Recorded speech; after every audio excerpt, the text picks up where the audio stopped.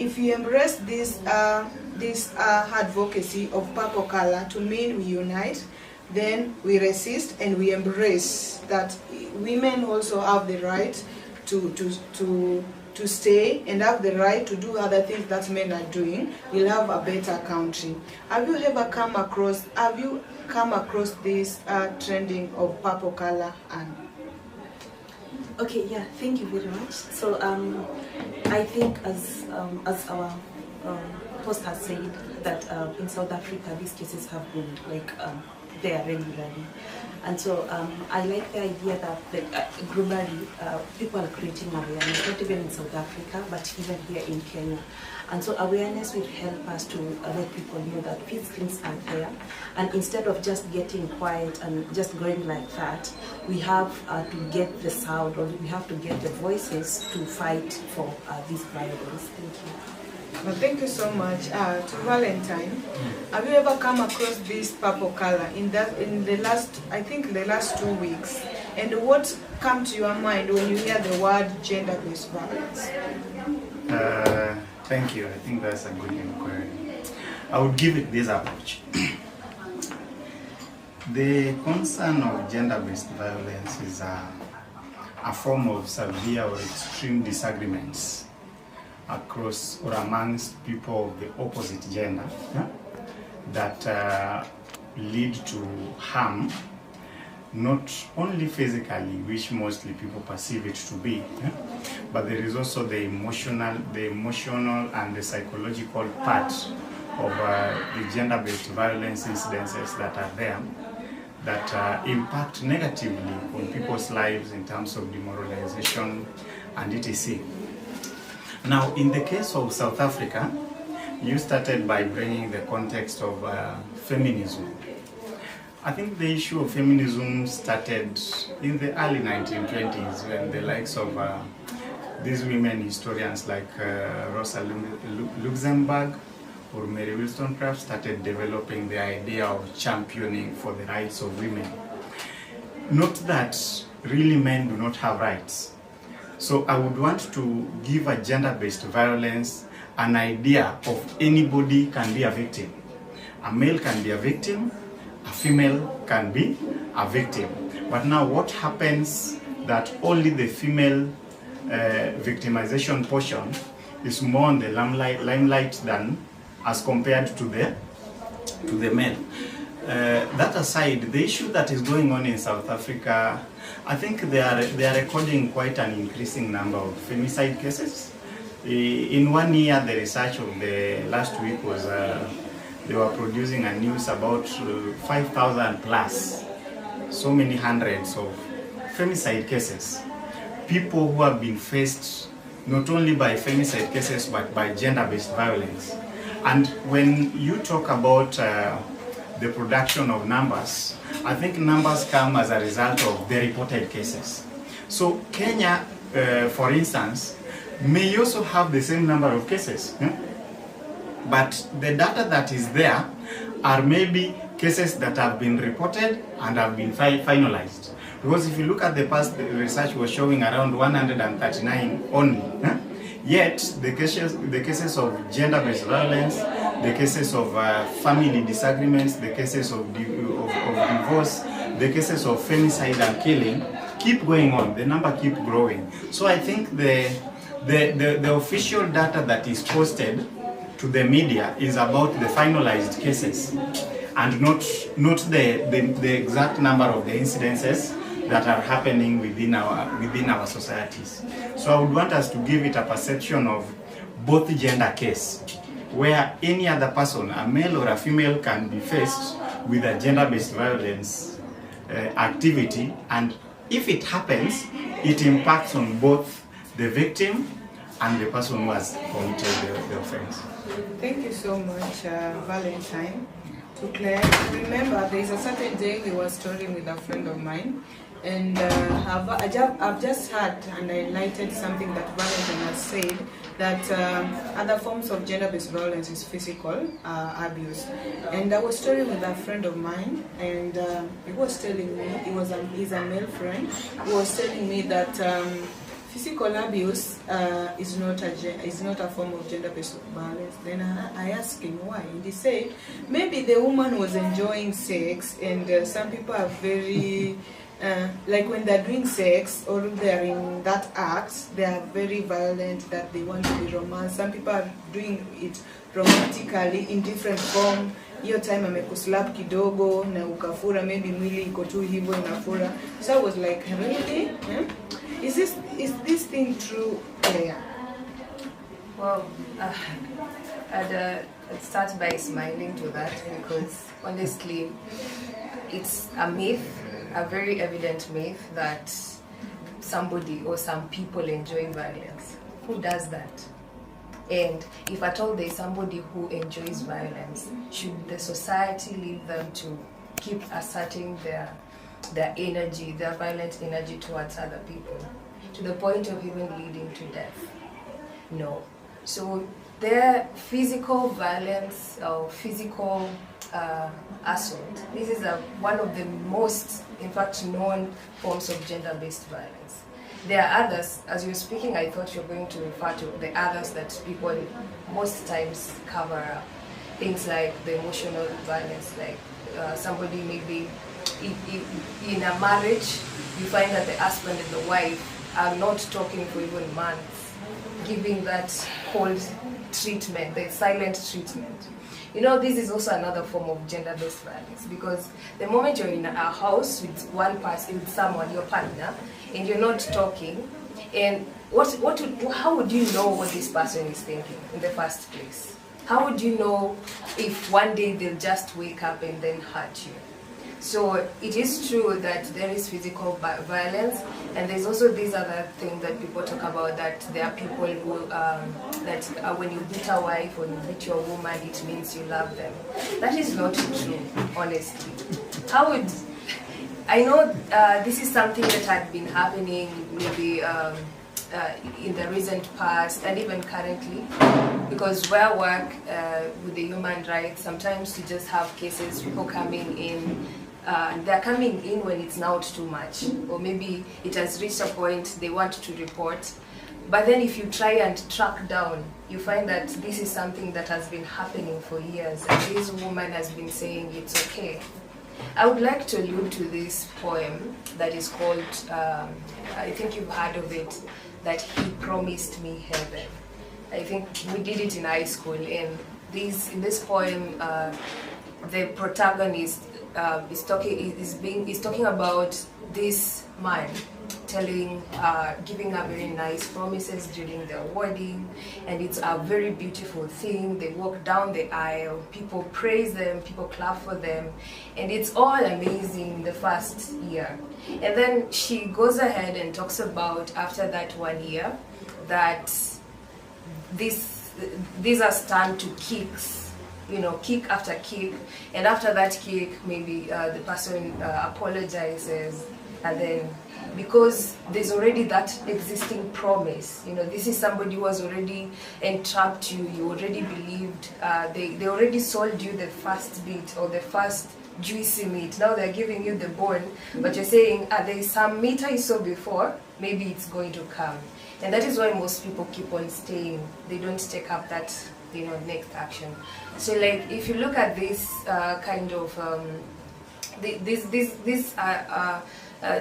this physical violence, pole or slowly, then the person forgives, and it escalates and it becomes worse. So some people, like the narrator there, they only recognize that it's too bad when now she's on the deathbed, and then she reflects and remembers that, hey, indeed He promised me heaven, because she's going to die and she's going to go to heaven. Yeah. Thank you, Claire. From your narration, I've heard you mentioning other forms of gender-based violence, that is emotionally, and our topic of today is gender-based violence and trauma. And so I have something is disturbing in my mind. And I'm sure that all of you are representing organization. From your own experience in the field where you are working, or the community where you are working, Claire, what are the most form of gender-based violence experienced in that area? and which group tends to be violated in that area? And what are you doing as an organization to prevent, because we are sure that ending gender-based violence is too hard, but we can prevent by reducing the number. It's okay. Thank you so much for your question. From the statistics or the people that we deal with, mostly it's IPV that is very common. That is the intimate partner violence. There you find a woman comes to report, or maybe a man. Sometimes we receive cases also from men talking about their spouses really doing a lot of verbal assault towards them, and yeah, those are cases that we receive. And mostly for the women that come in with the cases, like there's a case I remember just recently. The woman came in and talked about the man, the husband. There's a very big age gap, like there's a age difference. It's so huge. So the husband kind of feels that this woman can easily slip into another person's hands. So you find that the woman is not allowed to even go and do her business. She used to sell boga, that is the boar, yeah. And then, so the husband would work with her everywhere. He would be like, if you want to go anywhere, the husband would have to accompany. And it escalated to a point where this man, because he was a watchman, he would leave the house, like he would leave the house at night to go to his duty and lock this woman inside, because he feels that this woman can actually leave and maybe go to other men or do other things that he is already imagining. But then we're looking at this kind of already toxic situation, because what if something happens, there's a fire inside the house at night, and this woman is not able to leave because she is locked inside. And then just look at the kind of relation that is there, because she cannot even have her own phone, because her own phone, the husband has the phone, and the husband has his own phone, and he is also in custody of her phone. And her phone, she's not allowed to receive any call from the male gender. If that happens, or if that happens, then she has to answer, who is this guy, and why are they calling you? So the kind of violences that we receive mostly are those for the intimate partners who are coming in with different kinds of complaints. Some are being assaulted, some are being hit, and another thing is that they don't want to go directly to the police station, because they feel like if they go, and this is the person they depend on for everything, their children who are in question, how are they going to survive? So they come for alternative justice systems so that they can find a way to deal with that case without taking it to the police station.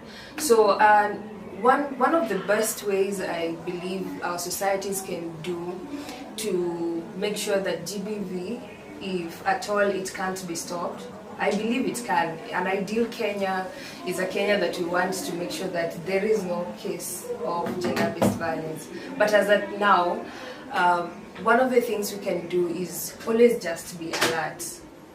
Be alert as a person who is in a relationship. You are in a union, and that is not a bondage.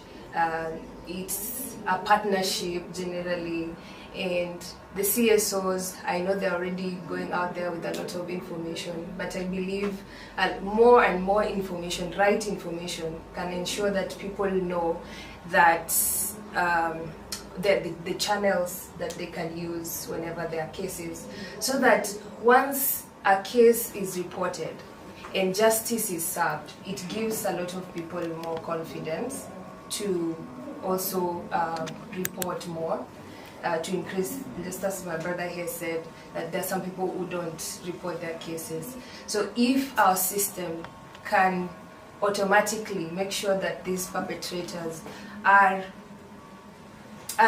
taken have taken account, like have taken the responsibility of their actions, it will increase confidence to the people, and it also will scare off these other perpetrators so that they cannot do it, because other people will do it because they see that those who are already reported, or those who are already arrested, or those who are supposed to be taken any action against, are just maybe moving around freely. So they keep on asserting their own dominance and all that. So, yeah. Okay, thank you so much, Claire. From the story you have just narrated, I've remembered something. The other day I had an engagement on gender-based violence in Kisumu West, and we were late, and we were mobilizing the participants. So I called one of the participants, and the husband received the call. The husband, he said that as we are sharing the phone, if she's coming, I have to come with her, because you people are teaching our wives to leave us and we want to stay together. You're teaching our wife to stand when we are arguing. She's also arguing, and I was like, what? We don't need them like that. We only empowering them with the knowledge that they deserve. And when the wife arrived, she told us a lot of stories that the man has a chest, like the man has a chest, and anytime he beat her, akiangalia to the chest, the woman is coming back again. And the man, he said a lot of stories. Some are good, some are not good. So, and the woman looks stressed. Like, you know, you can enter a certain room and you see people and you see this person is stressed. Like, she's not even comfortable.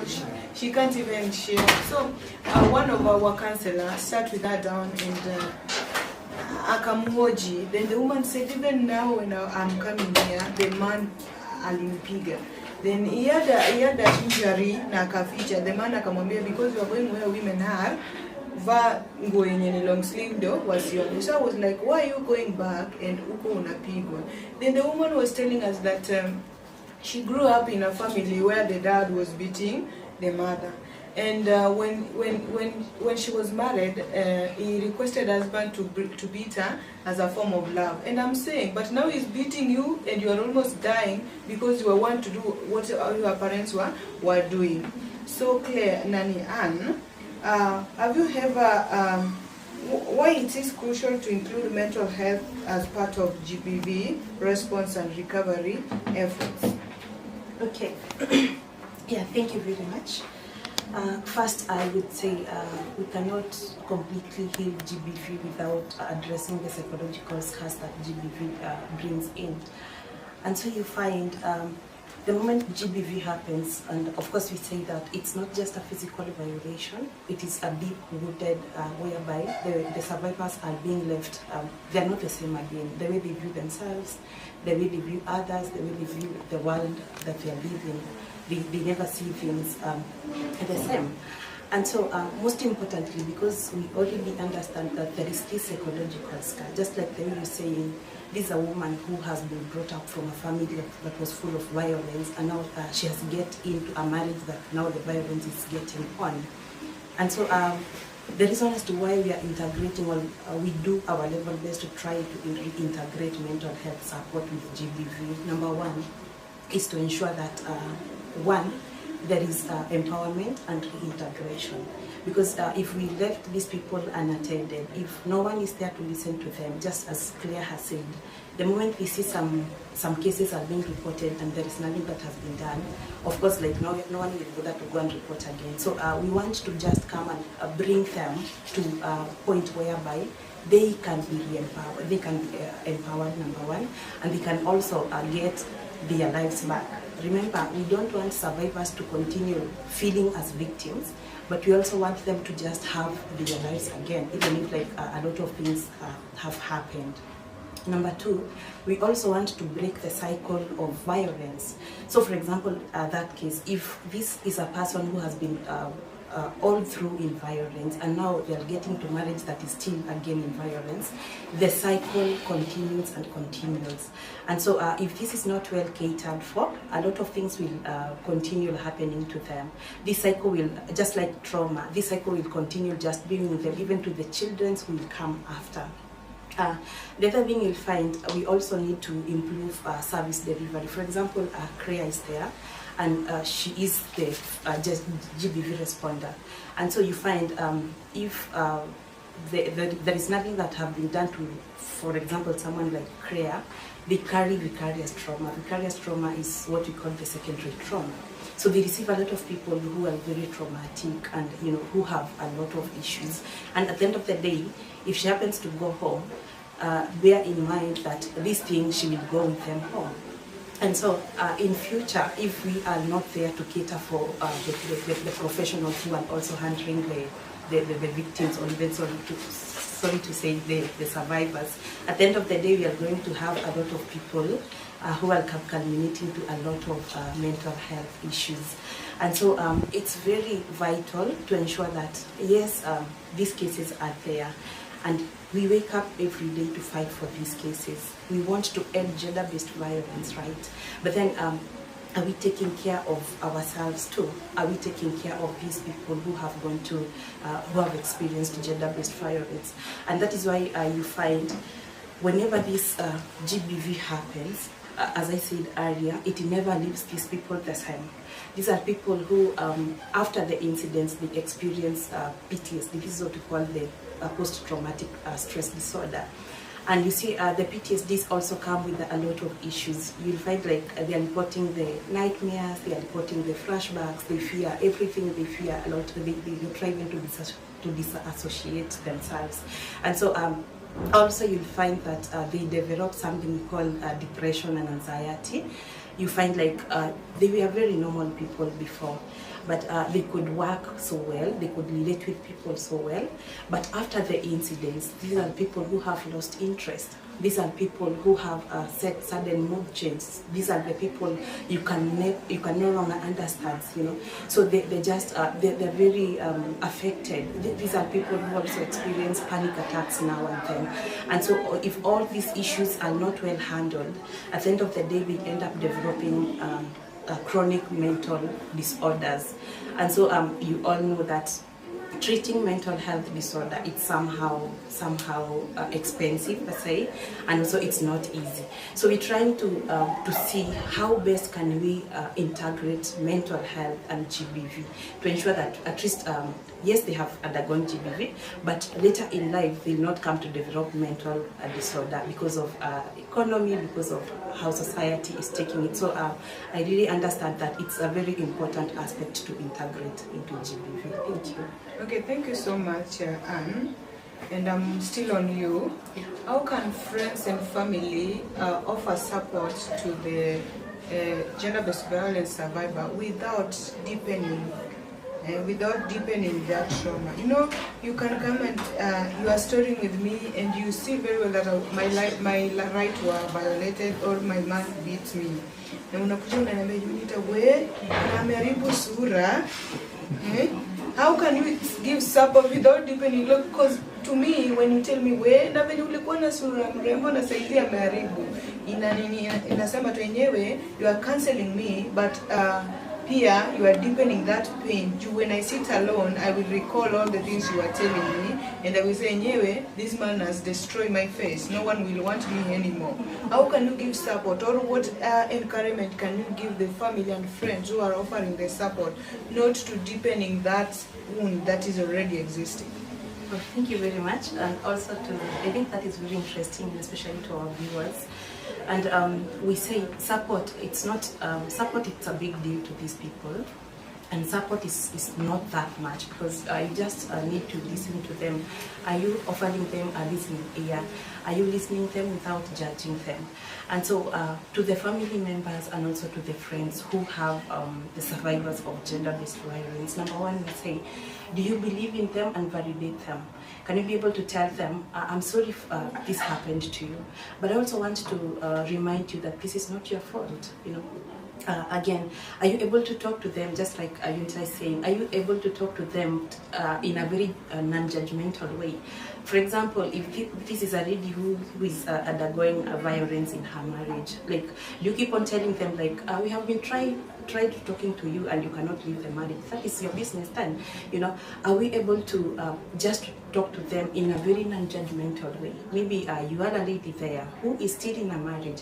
Why are you trying to judge them? Why are you just trying not to support them rather than judge them? Another thing is that do we respect their confidentiality? If today I have come and shared my story of whatever I'm going through, are you just like there to listen to me and then you carry the story to Chamayawa Mama and go and share those stories to that Chamayawa Mama? So respecting their confidentiality gives the survivors confidence. You tell them even tomorrow or even the day after tomorrow, if something happens, if you have respected their confidentiality, you become the very first person whom they think to come and share with you. Again, another thing is that we know, and especially right now we are enlightened, we know there's something like therapies.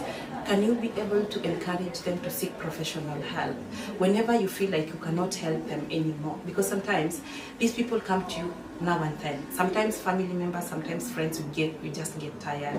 For example, you have that one friend who keeps on telling you, like, you know, this is what I'm going, this is what I'm going. We end up getting so tired with them, and to an extent that we even tend to avoid them. But before we avoid them, are we able to encourage them, to tell them, I see this is getting out of hand. Is it possible if I help you to get a professional help? Maybe you can get a counselor, maybe you can get a therapist somewhere. Another thing is to offer practical support. Whenever we have these survivors, what are exactly doing with them? For example, you could maybe having a survivor who need to go to a court. If you are there and you can really help them, can you accompany them even to go to that court? You can even attend their listening. If it is for counseling session, you can accompany them to go and see a therapist, you know. And so this support, whenever we talk about support, we're really not talking about money and everything. We understand that economic status is not that good. And we're really not asking so much to help these people. Just being there for them, just validating them, just understanding them, because as we said, they are never the same again. Sometimes they become people who you cannot even handle. They wake up with mood swings, they wake up with a lot of irritability, with anger outbursts. You cannot even reason with them. They have emotional numbness. Actually, you cannot even sit down with them and listen to them. So as families, as friends, are you there to just say, hey, you squeeze your moods, you have to understand that this is one of the signs of trauma that it underwent. And so are you there to support them holistically with the little you have, with your time, with your anything, with your encouragement, and at the end of the day, they will feel supported enough, and they will feel like they belong to where they're supposed to be. Thank you very much. Thank you so much. To our viewers, feel free to post any question you have, share our live, comment, and like. Valentine. Most of the cases I've had men complaining that they're not being engaged in this activity, mostly activity that women are doing mostly. And a certain friend of mine also is a man, you know, I have a lot of friends, was telling me that when we empower women and leave men, it will be difficult for men to survive or to live with women that are empowered. And I sat down and I see, that thing makes sense anyway. Eh? That is just by the way. Can you just tell us how can young men be engaged as allies or as a change makers, a positive change makers, not just a change maker. You know, you can be a change maker, but you're a negative change maker. A positive change makers in ending gender-based violence rather than being viewed as a potential perpetrator. You know, you can come with me and advising me on this, and you are giving me so sweet word. And naona tu wenyewe penye huwa anaenda ni penye nimetoka. How can we engage men without judging them as a potential perpetrators? Thank you so much. I think I would want to start by maybe saying that I was waiting for her to also listen on the cases where men also report issues of assault. I only hear female. But when you look at the manner in which the latter depicts the issue of violence, it is made to be a concern of female, to be the only victims. Women are also the major perpetrators of the same problem called gender-based violence. Because it is a disease that develops and then creates a habit. Then a habitual action and repeated tolerance to it is what causes harm, where people die, people get injured, people lead to divorce, some people get traumatized, and the trauma that men face is not go unnoticed. Why? Because basically they try to do a lot of psychological trauma, and there is fear of coming out because of the fear of what people would say. You understand? So this fear of what people would say is what you are asking me about. Why do they fear?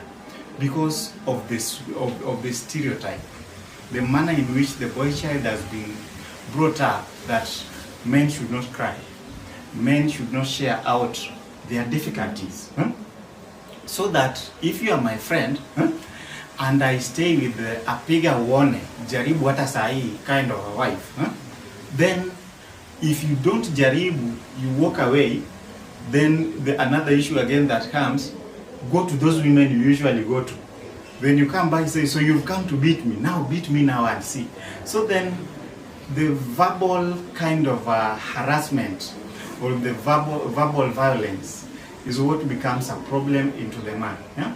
So the best way of what I usually do, I do both gender mentorship, where if we are going to talk about the concern of gender-based violence, like you are saying you are going to the field, I would invite both of them, so that we know that in as much as we talk about women's rights, that does not eliminate men from also having and expressing their rights.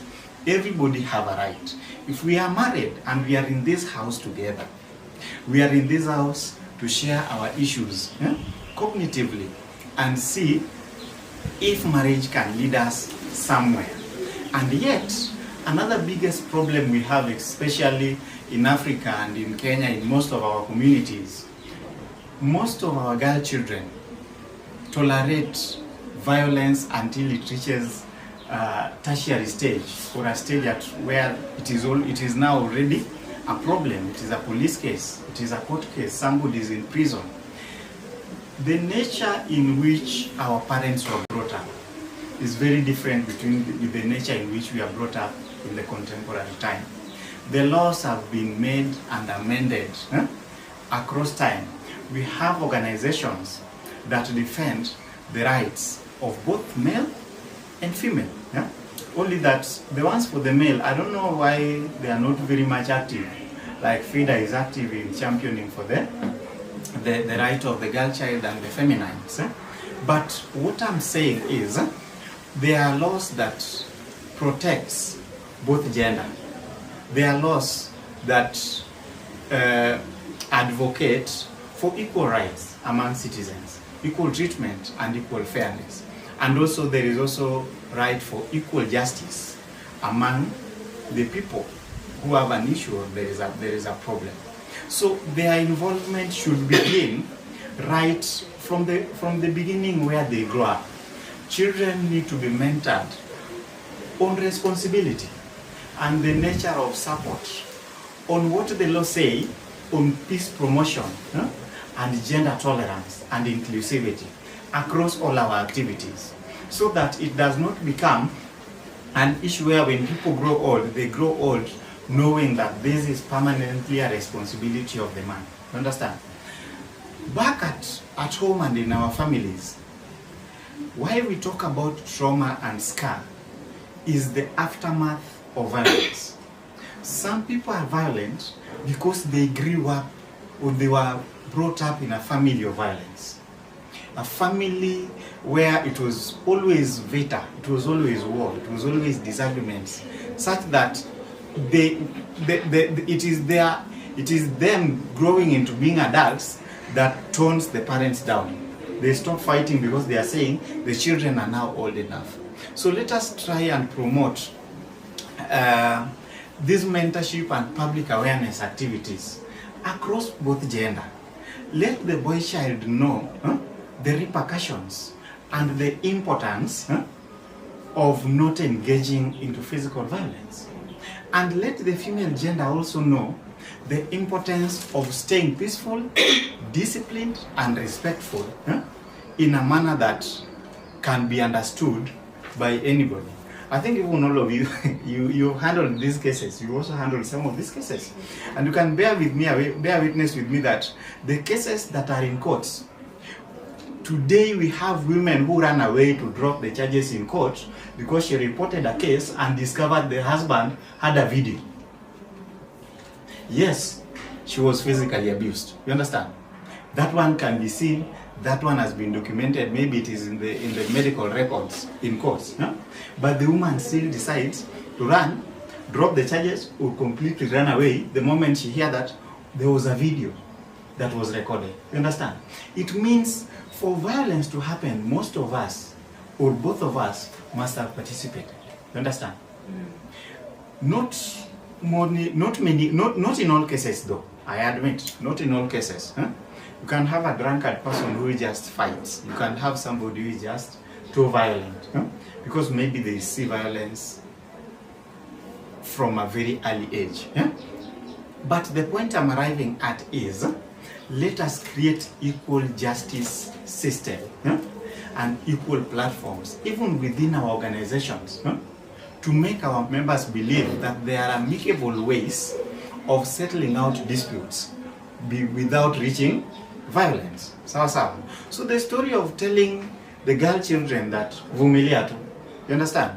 Just persist, just be there. Even if your daughter is being killed, the rule in your home, your father says that once you're married, no coming back.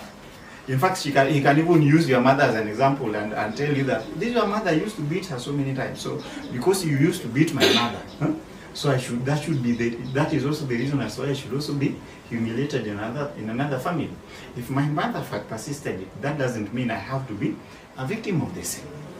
You understand? So that kind of public awareness and engagement has to be eliminated. Two, in our traditional African societies, there are belief systems that people still live with them, up to date. There is a community in Kenya who majority of the women fear coming out, and yet every day, every time, there is news about violence, about femicide, about separations. In fact, we even have a radio station that is being used to do the reconciliation called patanisho. But why are they not coming out?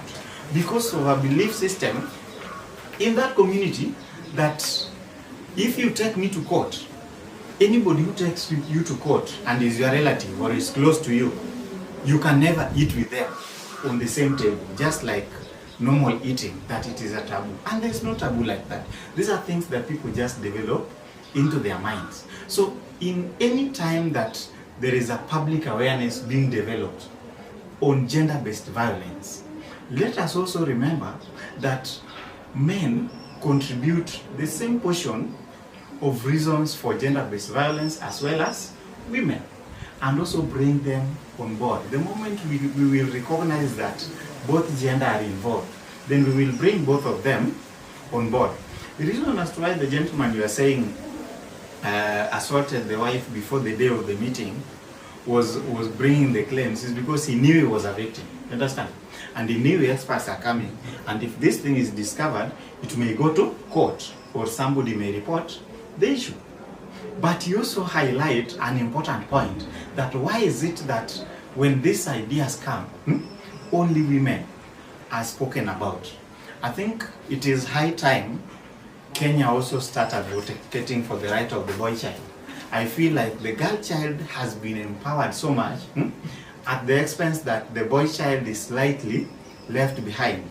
And that is where now things cross the heads. When now people get into adults, and you realize that the boy child does not know anything to do with how to tolerate a woman. The boy child does not know anything to do with reconciliation. The boy child does not know anything to do with government policies and what the Sharia says about these things. And fear of being victimized. You understand? The fear that if I come to tell you, as Unita, that, you know, my wife beat me yesterday in the night. You understand?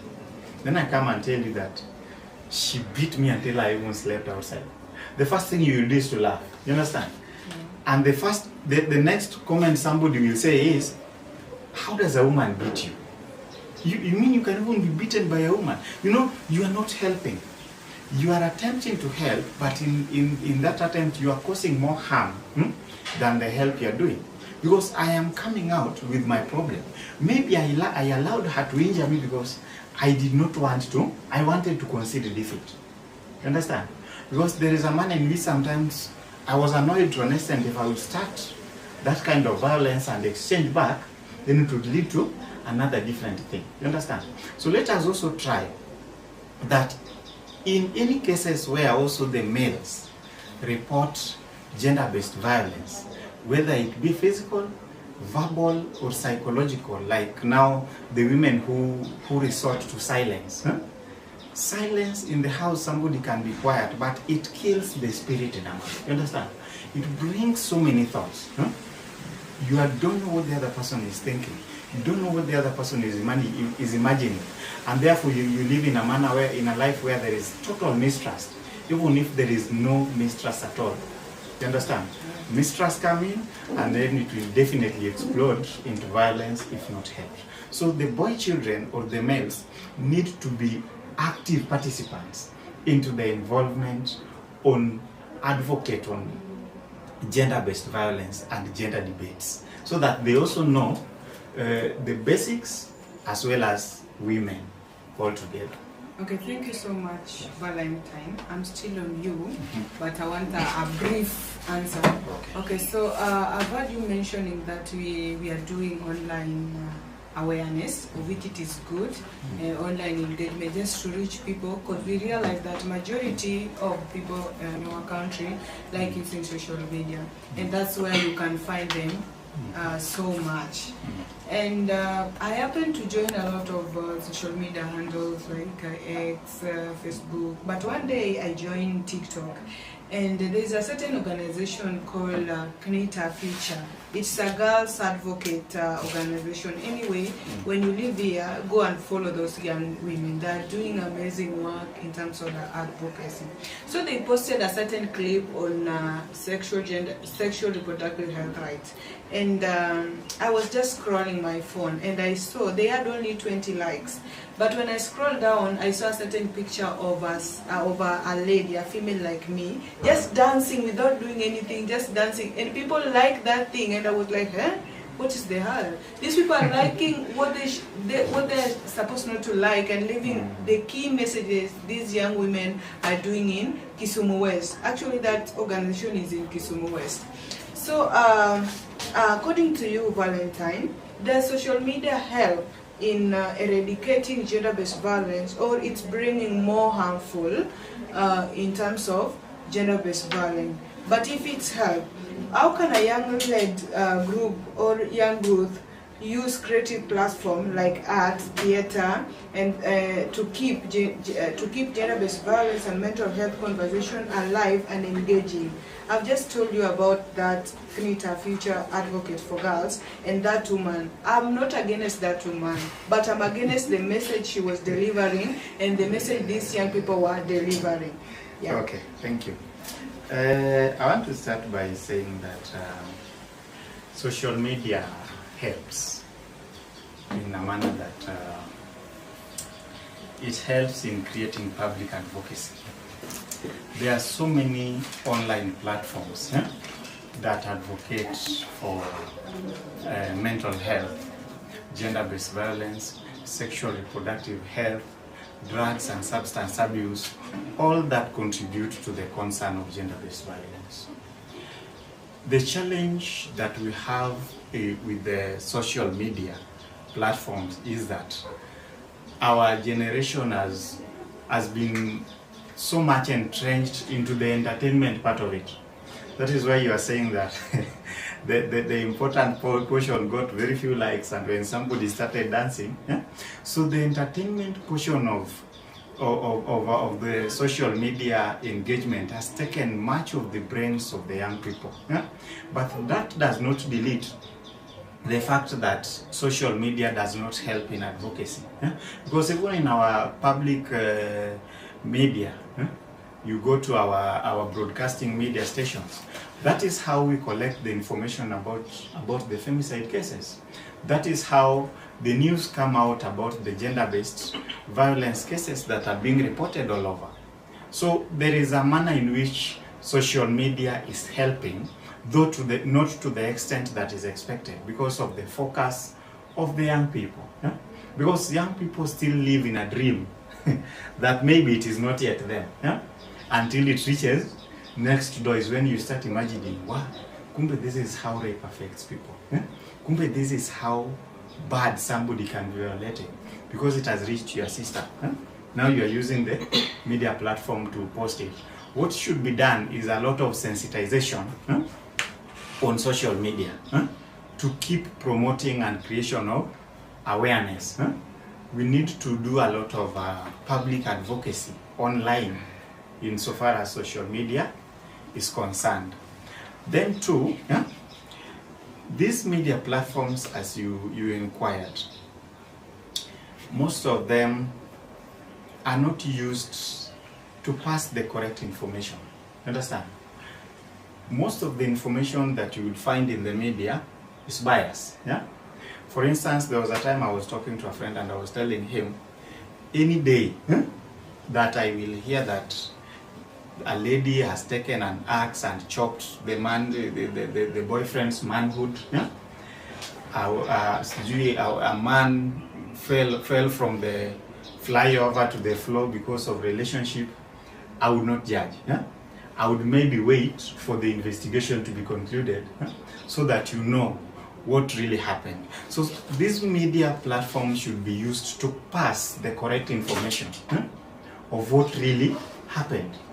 Not that when somebody comes and finds that somebody was assaulted, you want to start by judging. You find that there's a lady, the news just come out that there's a lady who was maybe defied or attacked in the night. Your first response is, what was that lady doing outside in the night? You understand? Without knowing, maybe she's a business person who has to work in the night, and maybe she's attacked. So social media should be used in that manner, that continue to spread the good news of maybe engaging more people and creating more public awareness. There is also public sympathy in as much as these photos and videos keep trending on social media, and that attracts more attention on the people. But people still give less focus on it, maybe because of lack of proper public awareness and campaigns. So that is what should be done. Okay, thank you so much for that brief illustration. Claire, I know femicide begins way back, and to me, when I normally sit down and doing my personal reflection, I normally blame my great grandfathers, because those people believe that when you beat a woman, you are a man enough. So I think they took it normal. Wangekuwa wanakataza hiyo kitu hiyo way back, at least ungekuwa somewhere without a lot of this femicide that is happening. I have a friend of mine who was telling me the certain day I went for a march of ending femicide, and I put on those I call them free clothing. And a friend of mine was telling me that I'm promoting prostitution, and he was like, "Why are you supporting these women? Are you a prostitute?" And I said, "No, I'm not a prostitute. There are a lot of things that is happening, and they're worrying me. That a woman has come from work, and the husband is suspecting her, and the last thing is just chopping her head." And I was like, why? He doesn't want this woman to work, and it is good when you have your money and the husband also have his money, like mulete 50-50 for the family to balance. So Claire, we have witnessed a lot of worrying. To me I call them worrying. Kwanza in Kenya, yeah, of killing women intentionally. And some people are making it fun that women love money. To me, I disagree. If you don't love money, then you have the spirit of being poor. Even men love money. That's why they are going to work. They're working very hard.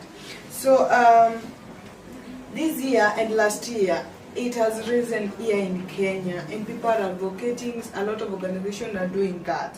So, in your own view, what factors do you think are fueling this increase of femicide, despite there is existing laws? And I heard you mention in your previous conversation that there are policies that are put in close to advocate for women's and men's rights. What do you think are fueling this, despite all the organizations doing a lot of advocacy, a lot of community dialogue, the people who are representing us like women rep in the parliament, they are talking about this thing, and this thing keep on rising. It's okay. Thank you so much.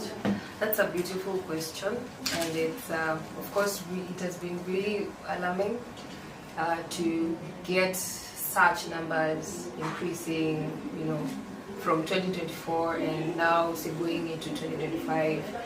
So one thing I would like to say to everyone, to organizations, the government, and everyone who's been lately advocating for femicide, is that I think you should be smiling wherever you are.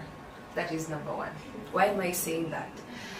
And you should not be demotivated, because the increase in cases, first of all, just tells us that there's been a lot of awareness, and people are able to report.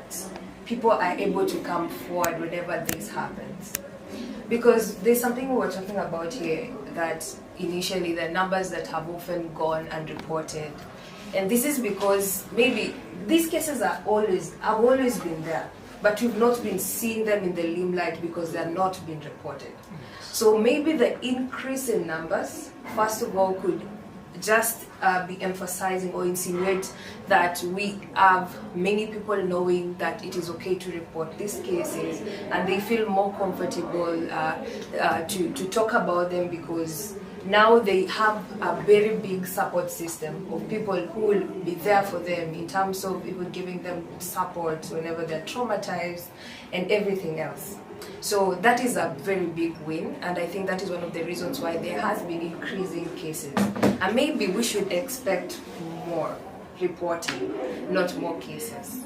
And another thing is that another reason why there's been many killings generally from way back and going on is because there are people up to date, they lack confidence in the existing systems that the government has put in place. We have the Sexual Offences Act 2006 that is already there in place, but then people are not really that confident about when they report cases. Is it going to be taken to the latter? There are cases that take really long in court. Like the other time I was listening to a podcast, and a woman was sharing a story of a certain girl who was defiled when she was around 11. And right now, the baby she gave birth to out of that defilement is 7 years old, and the case is not yet concluded. You can imagine how that already, what all that already says about our system and the cases that are already there. I would like to say that justice is very subjective, because there are people who perceive don't want the people who hurt them or maybe hurt them to go to jail. They feel that is not justice. Maybe they'd want other ways to make sure that these people change. Maybe the mediation, litigation, and all that, which of course only works for other offenses, but defilement, that is usually a no. You can never negotiate that. That is already a case. It's a crime that has to be, the person has to be arrested and all that. Yeah. So the rising cases can also be because of that. The perpetrators see that if they do something, they can easily pay their way out of the bails, of the jails, and then they walk freely because of maybe the power they have. And then the corruption as well. There are people, you are going to a police station, and up at a police station, the person who hurt you, know those people, usually give them chai. So in such a place, you're sure you're not going to get your justice. But even though I think the people should be aware that there are authorities, places, organizations or institutions like IPOA that are there to always oversight. If your case you've reported and you're seeing nothing is working, you can always, there are other avenues that can make sure that you get your justice. And another thing that causes an increase in femicide is, just generally the tolerable, people tolerate, you're talking about someone grew in a family where the husband used to beat the wife, and that is what they've grown up seeing. And we say that the perpetrators are usually people who are very close to us and all that. There's this thing that the society is built in us, especially women, the desire for likability, yeah, where you were created in a way that you need to try to hold back and make sure that you're liked, like make sure you're not sounding bad, you understand? And I think that is one thing that really kills us, because it first of all will make you never to talk about your story honestly or openly as you should be. So the likability, I think it should have its own boundaries, because even you can never be liked by everyone. There are times that you've met a stranger, but then you just don't like them. They've not done anything to you, but then there's just that feeling.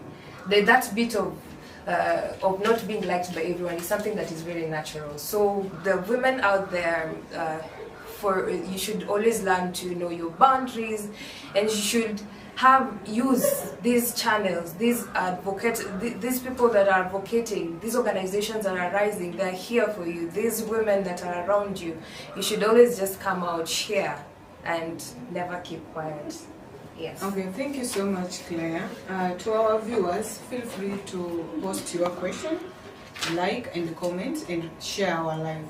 I've heard you mentioning about the existing policies are good, by the way, and I learned that from this organization I'm telling you, Knita Future. They advocate people for policies, and when you are from here, you can just get into their social medias and then engage you learn more about them.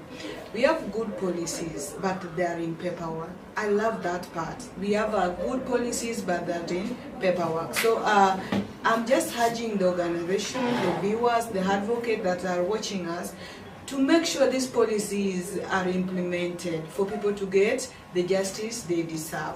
So Claire, in brief, and in your opinion, how can communities like us, as we are representing community, institution, we are also representing institutions, collaborate more effectively to prevent GBV before it occurs? It's okay. Thank you so much. Once again, I'll be brief. First of all, the first community I would like to talk to is the community of our very beloved men and boys. This is a very integral and very important community when it comes to gender-based violence and everything to do with it stopping. They're like key, the key players in a field. Maybe there are people who are sitting at the bench. They're not benchers. They're main players, right? So for men, I don't know, and any other organization, those who can take up a way and find out a way that we can allow or give avenues for men to be able to report their cases in ways that they feel most comfortable. When the mountain doesn't come to you, you have to go to the mountain. So also calling on researchers, people who can find out the best ways to make sure that everybody is covered without them thinking that it's only women, femicide women, GBV women. And the other day I was speaking to my friend when he heard that I was going to this podcast and to talk about this GBV. He was like, me, I don't like GBV conversations. And I was like, why? Why don't you like them? Because, and then he said that these GBV conversations are usually portraying men as bad people. But you know, if you really go in depth and find the right conversations about GBV, you will understand that these people are talking about GBV as gender involving everyone, right? So the researchers in these organizations, please just come out with reporting tools or reporting avenues that will accommodate our young men. That is one of the best ways that we can support this community to make sure that we stop this. Another thing that we can do, we already have men in these positions as police officers. We have them at gender desks. The gender desk officers who are men as well. So these men who are already in these positions, it is your duty, because men usually tend to listen to their peers whenever they converse. In those conversations, don't be those people who, there are memes that always come out, someone would post and say fear women, and then they end up hugging the women there. You know, that is already very misleading. So as men, we encourage you to have real conversations. Talk to your peers because they listen to you. The moment you are hurting, now umeenda hapo in your group and you're talking about mimi I cannot, that can't happen. You already fear, or you're already making your other men not free to come out, right? And also just fight for their own rights. So for having that conversations, and then another thing that you can do as communities is to keep supporting these existing organizations that are in place, because I don't believe that creating others will help. There are already many organizations working around GBV, so giving them support in making sure that they are able to do their work in terms of getting this information will make this stop. Okay, thank you so much, Anne. Yesterday when I was coming to work, I immediately arrived at the office. I met a friend of mine, a colleague, and I asked him, he's a male, I asked him, I love being male friends because they're friendly anyway. So I asked him, how are you? And he told me that I'm surviving. And I said, why are you coming to work if you are not okay? And he told me, mentally I'm not okay, and mentally I'm not stable, but I'm just surviving. That is why I've come here. And I'm also proud of you that you are a counselor. And I'm also proud of you that you're part of this discussion. And I'm also proud of you for what you have said about mental health and creating mental health spaces for people who are experiencing GBV in their respective places or home state. So I want you just to elaborate for us. Have you ever seen any affordable or community-based mental health approaches that have been especially helpful to survivors? Okay, thank you very much, Anita, for that question. I think that is very important for even our viewers to come to learn this. And what I would start saying is that therapy is not necessarily as expensive as people think of. We have something like community-based, we have peer lead, we also have trauma-informed therapy, which are very much affordable. And to just start with, whenever we have survivors, especially on gender-based violence, sometimes in that crisis, it's not, majority of people never benefit from counseling per se. But what we do what we call the PFA, that is psychological first aid, to just address what has been happening, how they have made them feel, you know, how can they be helped to cope at the moment. And so you'll find like the PFA, it's very affordable. You can just sit down and do all this without even a single cost that is being incurred. Another thing, we have support groups. We always encourage people to join support groups, because we say whenever people share some pain, it can be a shared power. And so if we all have challenges here and there, you share the same challenge I share, the moment we sit down and discuss and debrief and talk to each other, it becomes so easy for us to even cope. Another thing, you find like in various communities, we have community mental health champions, and these are people who have been, they are just lay counselors, not professional counselors, but then they are just lay counselors who have been trained on basics of counseling, and so the moment you utilize them, they are able to help you. And if you need a professional help, we can also pave a way for you to get a professional help. And so you find all these things, other things are like peer lead support. As peers, like even in an office, we always encourage people to just do peer support counseling.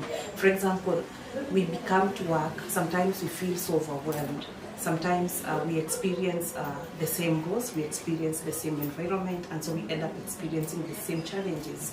And so whenever we are doing this, can we come as peers and support each other? Can we talk about what is not going right? You know, can we support each other through developing coping mechanisms? Sometimes we tell people, okay, you can even talk to your colleague and tell them, you know, just leaving your job, it will not solve anything. But can we try to find other way out so that we can be able to cope and continue being productive and also making our environment very conducive. So I want to tell people, yeah, therapy sometimes it's expensive, and you find like not all people can afford therapy, but then we have to customize what we have at the moment. It's not a must that you go and pay 3,500 shillings for 40 minutes, but then you can utilize what is available at the moment and ensure that you are getting some help from it. Thank you. Okay, thank you so much, Claire. Thank you so much, Anne, and the rest of the speakers.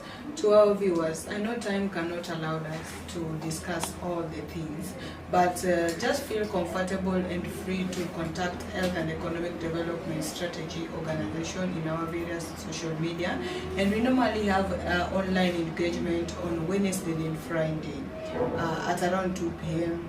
As I will be giving my panelists 1 minute each to give us parting shot, I will start with Valentine. Valentine, what message could you share with the young people who has witnessed or experienced GBV but remain silent out of fear or shame in less than a minute?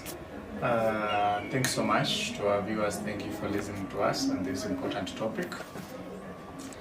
The message I would want to have for all of you is, let us try and eradicate peer influence. It is one way that will make us manage all these other socio-psychological challenges that we are having. Peer influence, I can bring an example of women listening to the stories of what happens into other houses. For instance, the cases of prank issues that have caused so much violence.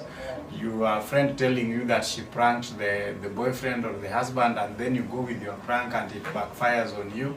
That is an instance that I can say causes a lot of disturbances. Our young boys, our young boys in the teens or the youth should start perceiving women as part of the community, as part of humans, as fellow humans.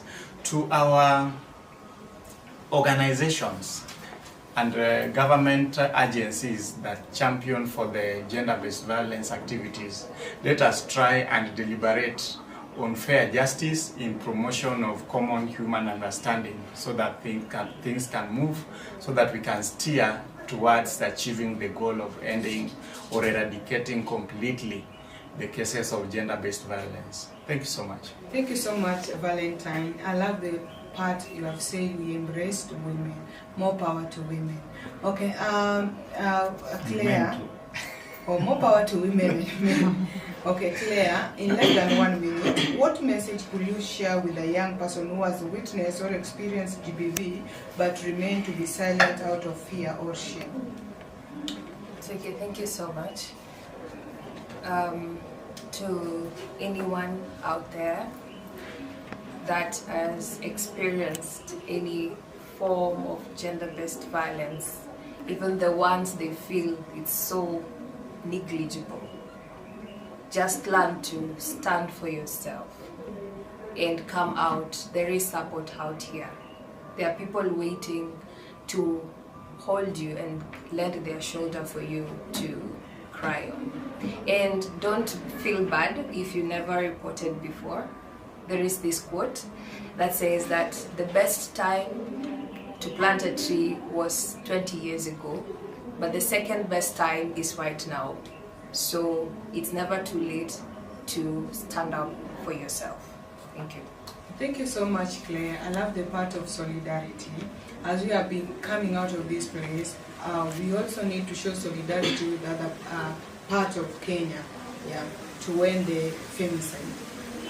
To our last panelist, Anne, what message could you share with a young person who has witnessed or experienced GBV but remains silent out of fear or shame? Less than 1 minute.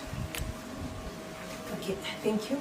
So I think one last message to a survivor who has experienced GBV and they have just decided to remain silent is that I just want to remind you that it was not all your fault, and also to let you know that there are people there outside who are willing to walk with you the journey. We understand that the journey is not that easy. Taking action to just come out and say this is what I went through and this is how I feel today, it's not easy. But I want to remind you that we are openly there, our hands open for you, and in case of any support that is required of you, or maybe you know someone who is still struggling, kindly help them, usher them out so that they can stand up and also for other people to fight for you. So thank you very much. Okay, thank you so much, my speakers, for honoring my invite and sharing amazing work and sharing amazing thoughts to our viewers and listeners. Mine is just to say you can follow us through our social media pages, that is Urban Economic Development Strategy, TINADA, and Jijenge Organization. See you next Friday. Thank you. And that next Friday we will be talking about 1,000 reasons to fear women. Okay. Thank you so much.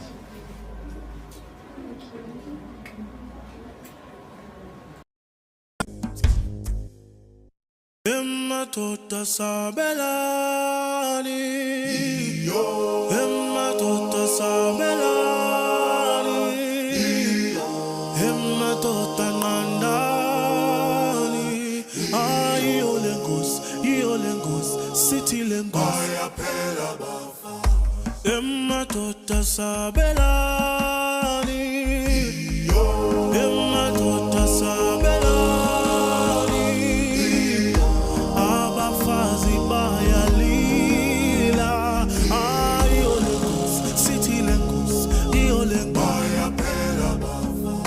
Emma tota mamelani,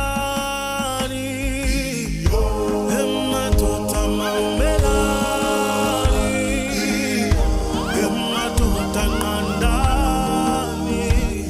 Ay olengos, city lengos, olengos. Emma tota sabelani,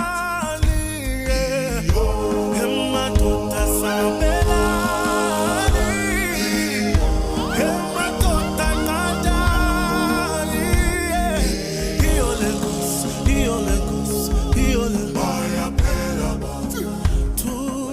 Attention to the issue of femicide.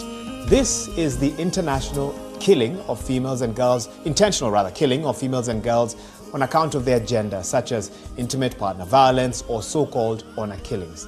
The Kenya National Police Service says that between August and October, there were nearly 100 confirmed cases of femicide in the country. UN statistics also show that there are a daily average of 140 femicide cases globally. According to the Kenyan police, in the last 3 months alone, 97 women have been killed in the country. The UN says figures of intimate partner and family-related femicide were highest in Africa in 2023, with over 21,000 women killed. The most painful moment is when you enter in the mortuary and find your daughter or your loved one lying in that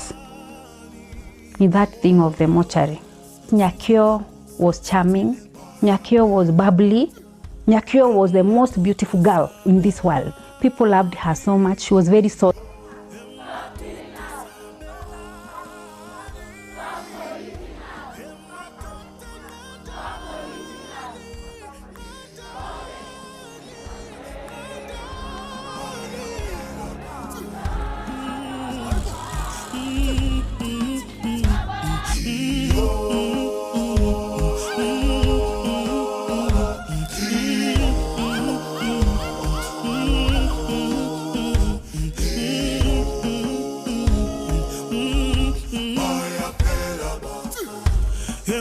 Tota Sabelani, Emma Tota Sabelani, Emma Tota Mandani, oh Iolengo, our city lengo.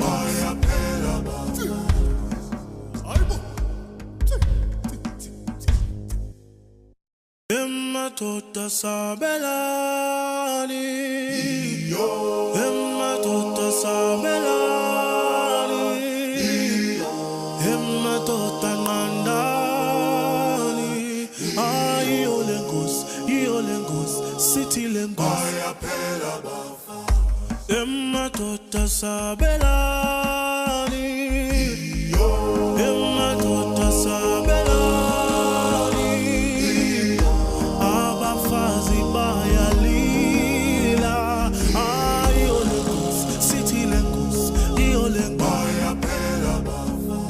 Emma Tota Mamelani, Emma Tota Mamelani, Emma Tota Nandani, Iolengos, City Lengos, Iolengos, Emma Tota Sabelani, Emma Tota Sabelani.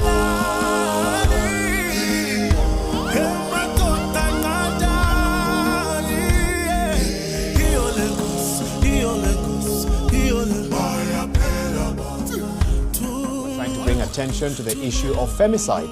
This is the international killing of females and girls, intentional rather, killing of females and girls on account of their gender, such as intimate partner violence or so-called honor killings. The Kenya National Police Service says that between August and October, there were nearly 100 confirmed cases of femicide in the country. UN statistics also show that there are a daily average of 140 femicide cases globally. According to the Kenyan police, in the last 3 months alone, 97 women have been killed in the country. The UN says figures of intimate partner and family-related femicide were highest in Africa in 2023, with over 21,000 women killed. The most painful moment is when you enter in the mortuary and find your daughter or your loved one lying in that thing of the mortuary. Nyakio was charming. Nyakio was bubbly. Nyakio was the most beautiful girl in this world. People loved her so much. She was very soft.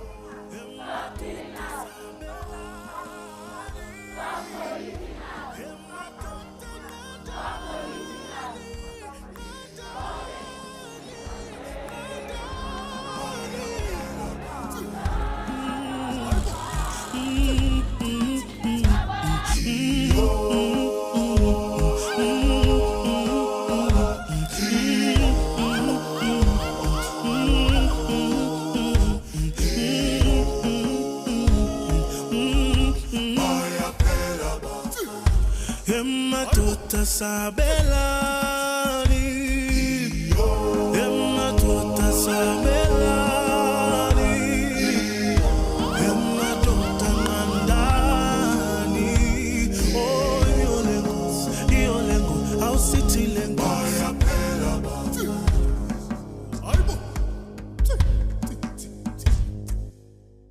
Emma Tota Sabelani,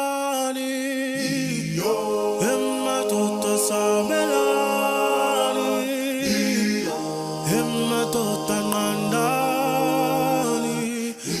Iolengos, City Lengos, Emma Tota Sabelani, Emma Tota Sabelani,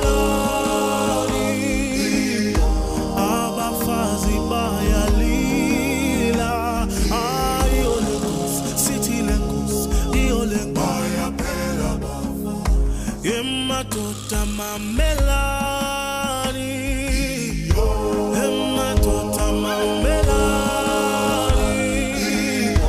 yematota ngandani.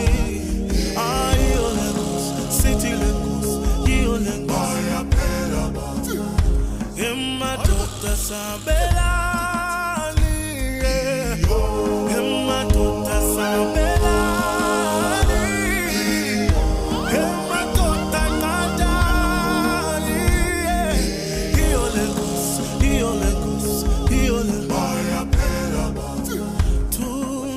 Attention to the issue of femicide. This is the international killing of females and girls, intentional rather, killing of females and girls on account of their gender, such as intimate partner violence or so-called honor killings. The Kenya National Police Service says that between August and October, there were nearly 100 confirmed cases of femicide in the country. UN statistics also show that there are a daily average of 140 femicide cases globally. According to the Kenyan police, in the last 3 months alone, 97 women have been killed in the country. The UN says figures of intimate partner and family-related femicide were highest in Africa in 2023, with over 21,000 women killed. The most painful moment is when you enter in the mortuary and find your daughter or your loved one lying in that thing of the mortuary. Nyakio was charming. Nyakio was bubbly. Nyakio was the most beautiful girl in this world. People loved her so much. She was very soft.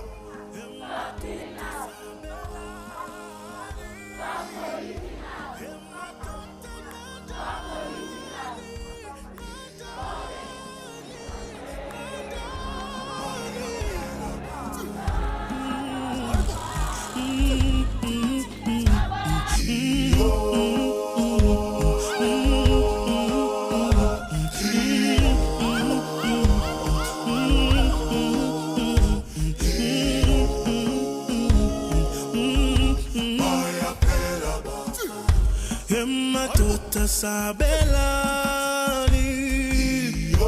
yematota sabelani, yematota ngandani. Oh, iyo Lagos, our city Lagos.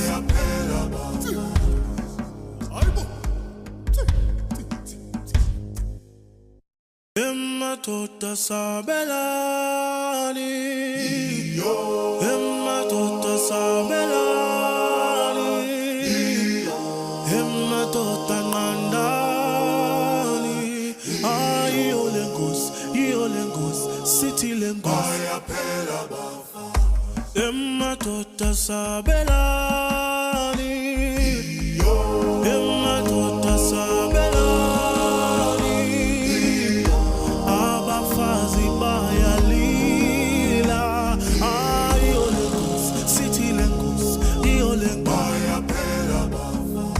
Yematota mamelani, yematota mamelani, yematota ngandani. Iyo Lagos, city Lagos, iyo Lagos. Yematota sabelani, yematota sabelani.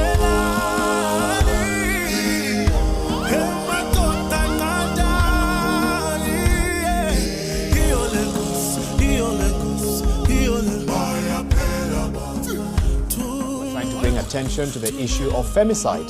This is the international killing of females and girls, intentional rather, killing of females and girls on account of their gender, such as intimate partner violence or so-called honor killings. The Kenya National Police Service says that between August and October, there were nearly 100 confirmed cases of femicide in the country. UN statistics also show that there are a daily average of 140 femicide cases globally. According to the Kenyan police, in the last 3 months alone, 97 women have been killed in the country. The UN says figures of intimate partner and family-related femicide were highest in Africa in 2023, with over 21,000 women killed. The most painful moment is when you enter in the mortuary and find your daughter or your loved one lying in that thing of the mortuary. Nyakio was charming. Nyakio was bubbly. Nyakio was the most beautiful girl in this world. People loved her so much. She was very soft.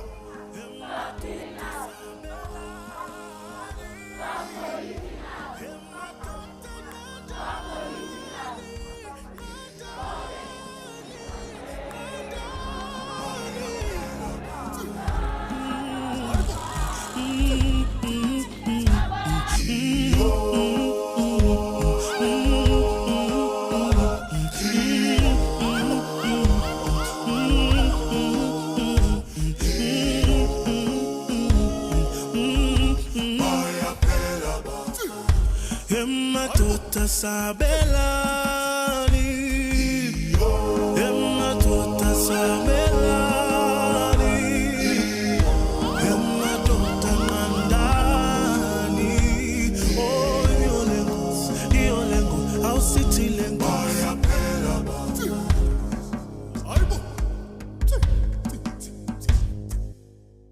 Emma tota sabelani, Emma tota sabelani, Emma tota mandani. Ah, Iolengos, city lengos. Emma tota sabelani, Emma tota sabelani. Abafazi bayalila. Ah, Iolengos, city lengos, Iolengos. Emma tota mamelani, Emma tota mamelani, Emma tota mandani. Ah, Iolengos, city lengos, Iolengos. Emma tota sabelani, Emma tota sabelani, Emma tota mandani. Iolengos,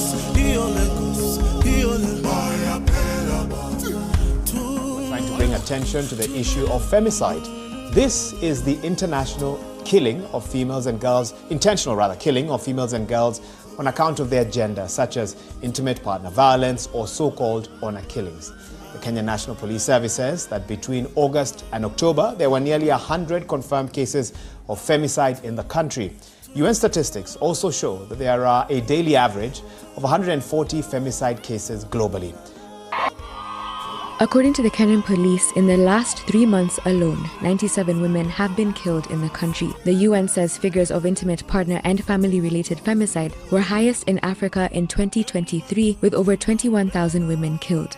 The most painful moment is when you enter in the mortuary and find your daughter or your loved one lying in that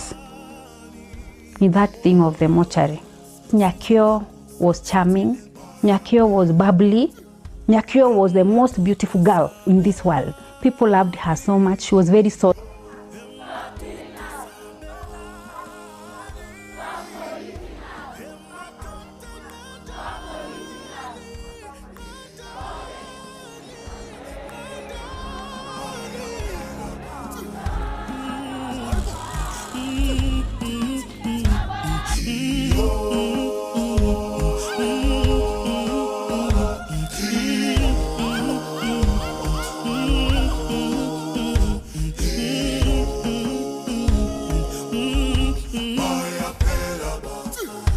Emma tota sabelani,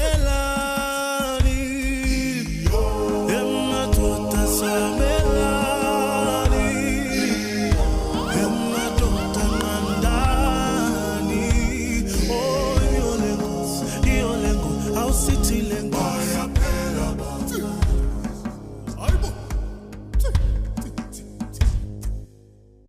Emma tota sabelani, Emma tota sabelani,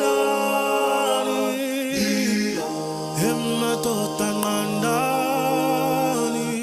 Ah, Iolengos, Lengos, City Lengos. Emma Tota Sabelani. Emma Tota Sabelani. Aba Fazi Bayalila. Ayo Lengos, City Lengos, Io Lengos. Emma Tota Mamelani. Emma Tota Mamelani. Emma Tota Nandani. Ayo Lengos, City Lengos, Io Lengos. Emma Tota Sabelani. Emma Tota Sabelani.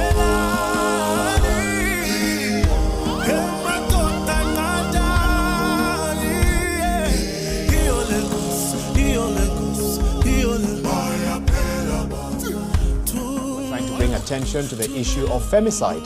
This is the international killing of females and girls, intentional rather, killing of females and girls on account of their gender, such as intimate partner violence or so-called honor killings. The Kenya National Police Service says that between August and October, there were nearly 100 confirmed cases of femicide in the country. UN statistics also show that there are a daily average of 140 femicide cases globally.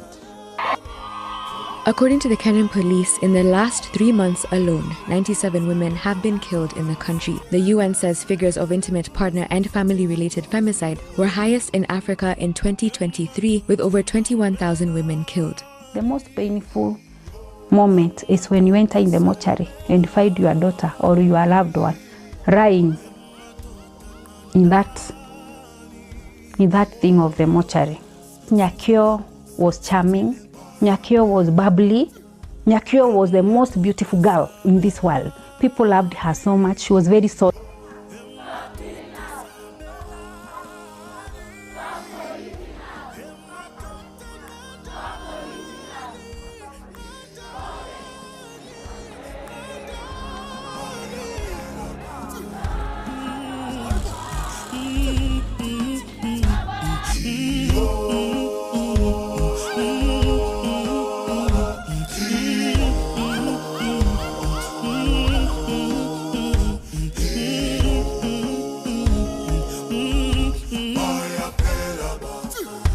Emma Tota Sabelani. Emma Tota Sabelani. Emma Tota Nandani. Oh, Io Lengos, our City Lengos.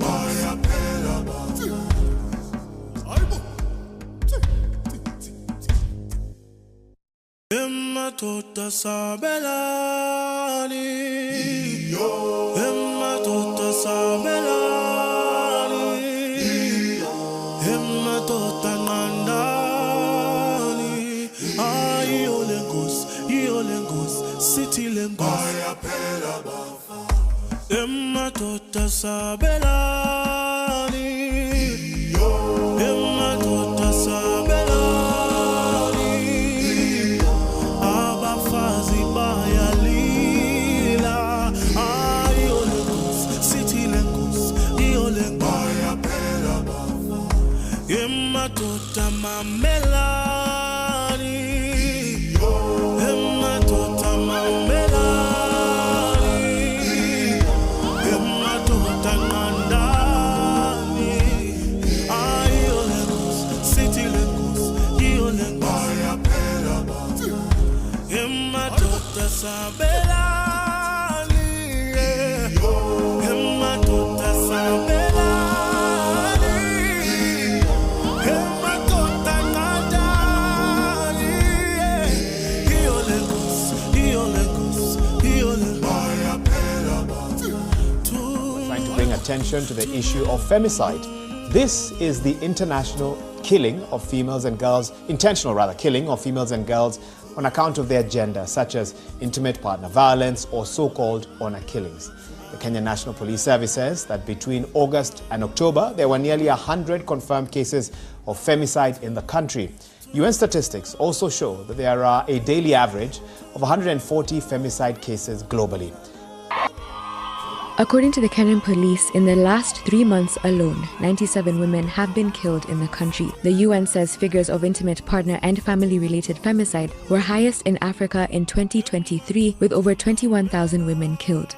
The most painful moment is when you enter in the mortuary and find your daughter or your loved one lying in that thing of the mortuary. Nyakio was charming. Nyakio was bubbly. Nyakio was the most beautiful girl in this world. People loved her so much. She was very soft.